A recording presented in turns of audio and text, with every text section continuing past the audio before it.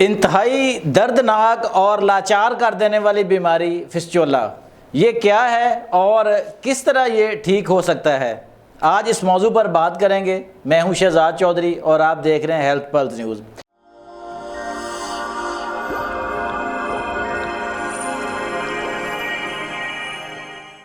میرے ساتھ معروف طبی معالج حکیم ظہیر احمد بٹی جو فاؤنڈر ہیں خالص پنسار سٹور کے، وہ موجود ہیں۔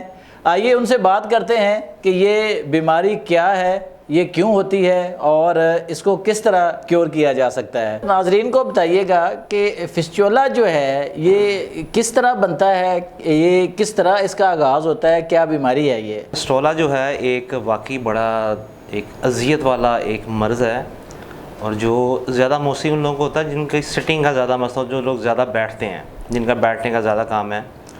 اور فسچولا کی وجوہات کافی زیادہ ہیں فسچولا بننے کی، کیونکہ فسچولا جو ہے کانسٹیپیشن والے پیشنٹ کو بھی ہو سکتا ہے، جن کی باڈی میں انفلیمیشن چل رہی ہو ان کو بھی ہو سکتا ہے، یا جو بہت زیادہ بازاری کھانے کھاتے ہیں، بہت زیادہ کولا ڈرنکس پیتے ہیں، تیز مرچ مسالے کھاتے ہیں، ان کو بھی یہ مرض جو ہے نا لاحق ہو سکتا ہے۔ بیسک یہ مرض ہے کیا؟ یہ مرض اس طرح پیدا ہوتا ہے کہ جیسے شروع میں آپ کو ہلکی سی ٹیس وغیرہ اٹھنا، ہلکی درد وغیرہ اٹھنا، لیکن جیسے ایک فشر کی صورت سٹارٹ ہوتی ہے اینل کے اندر، اور وہ ایک آہستہ آہستہ اپنا چھوٹا سا بریک سوراخ بناتی ہے جو اینل ہول کے بالکل باہر کی طرف اپنا پھوڑے کی شکل کے اندر یا ایک چھوٹے سے دانے کی شکل میں نا باہر نکلتا ہے۔ اچھا، یہ ایک پورا ایک رستہ بن جاتا ہے۔ یہ جو پوری کینال ہوتی ہے، یہ جب اگر مرض زیادہ پرانا ہو، بدبریزی بہت زیادہ ہو، کانسٹیپیشن زیادہ رہے، تو یہ اتنا زیادہ پیچیدہ مسئلہ بن جاتا ہے کہ وہ جو کینال اپنا پورا رستہ بنا لیتی ہے، اور اس رستے میں سے ہوا کا اخراج بھی ہوتا ہے، اور بعض دفعہ سٹول بھی اس رستے سے خارج ہونا شروع ہو جاتا ہے۔ اچھا، یعنی کہ الگ سے ایک راستہ جو ہے وہ جنریٹ ہو جاتا ہے؟ جی بالکل الگ سے ایک راستہ جنریٹ ہو جاتا ہے۔ ایک سب سے بڑی چیز یہ ہے کہ موسٹلی جب یہ فسچولا اپنی پیک پہ ہوتا ہے، اپنا مرض بڑھا رہا ہوتا ہے، لوگوں کے ساتھ بخار اور جسم کا ٹوٹنا، یہ بھی ایک بڑی عام نارمل سی چیز ہے، کیونکہ جو انفلیمیشن پیدا ہوتی ہے نا، وہ بخار کو جو پیدا کرتی ہے، جس میں جسم بہت زیادہ ٹوٹتا ہے۔ اچھا حکیم صاحب، یہ بتائیے گا کہ یہ جو آپ نے کہا نا کہ زیادہ بیٹھنے سے مرض پھیلتا ہے، کیا یہ مرض ایک دوسرے سے ٹرانسفر بھی ہو سکتا ہے یا کسی اور اس کی وجوہات بھی ہو سکتی ہیں اس کے پھیلنے کی؟ نہیں، یہ مرض ٹرانسفر تو خیر نہیں ہوتا، اس کی وجوہات اور کافی ہیں، کہ مطلب یہ اس طرح کا مرض نہیں ہے جو ایک مریض سے دوسرے کو لگ جائے۔ اچھا، وہ کون سے اسباب ہیں جن کو وہ اگر اپنائیں تو وہ اس طرح کی بیماری سے محفوظ ہو سکتے ہیں، کیور ہو سکتے ہیں؟ پھر ہم علاج کی طرف بھی جائیں گے، آپ سے پوچھیں گے۔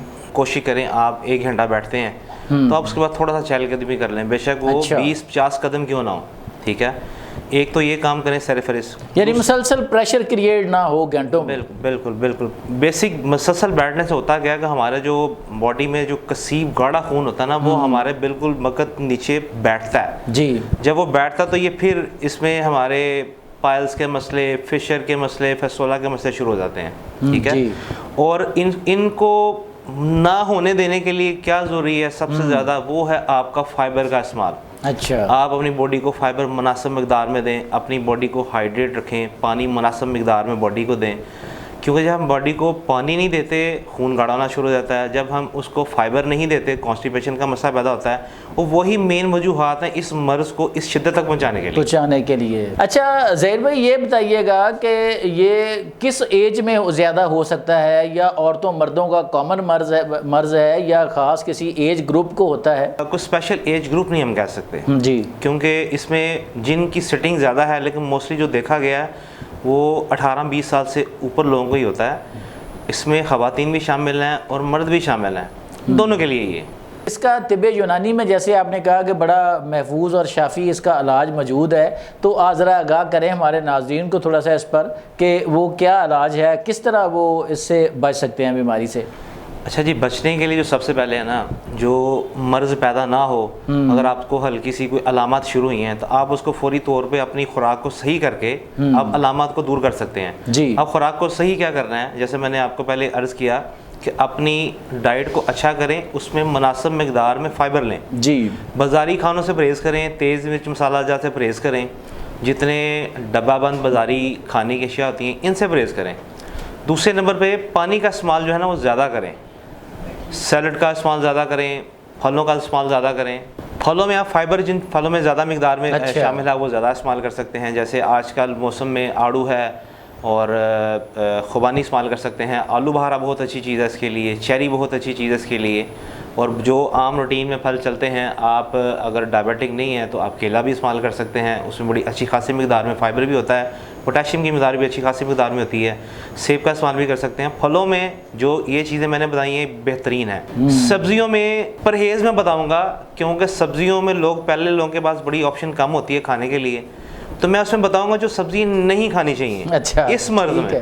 باقی اس کے علاوہ جو دل کرتا آپ کھا سکتے ہیں. اس میں زیادہ پرہیز ہوتی ہے آپ کی بینگن ہے، بھنڈی ہے، عربی ہے، مطلب اس کو دوسرے الفاظ میں لیں ایسی دالیں اور سبزیاں جس میں لیس زیادہ ہوتی ہے. اچھا، لیسدار جو سبزیاں یا دالیں ہیں ان سے ہمیں پرہیز کرنا چاہیے، کیونکہ یہ چیزیں معدے میں جا کے معدے کے نظام کو سست کرتی ہیں، دیر ہضم ہوتی ہیں.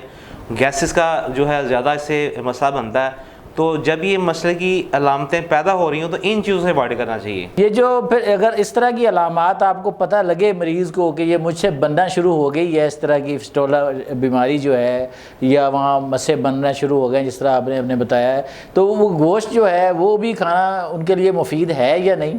دیکھیں، اگر تو جیسے مرض کی شروعات ہے تو گوشت میں اتنی کوئی خاص پابندی نہیں ہے، کیونکہ گوشت بیسک پروٹین ہے، پروٹین کی جسم کو ضرورت ہوتی ہے.